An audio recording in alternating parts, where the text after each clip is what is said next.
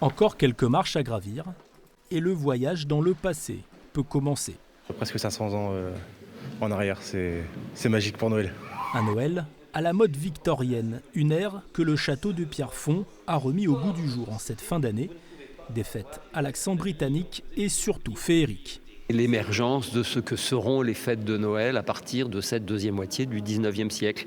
Nous sommes au cœur du sujet, nous sommes dans cette entente cordiale et dans cette joie de Noël qu'incarnent les Christmas carols de Charles Dickens.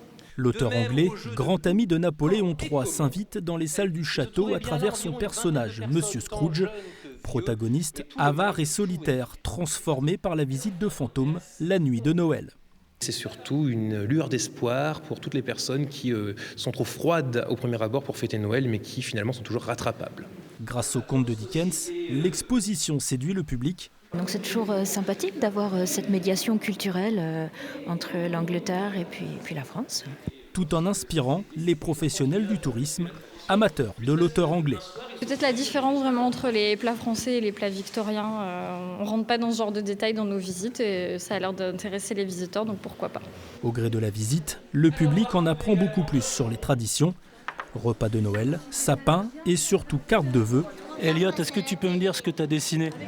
Un sapin de Noël avec des cadeaux et une hôte.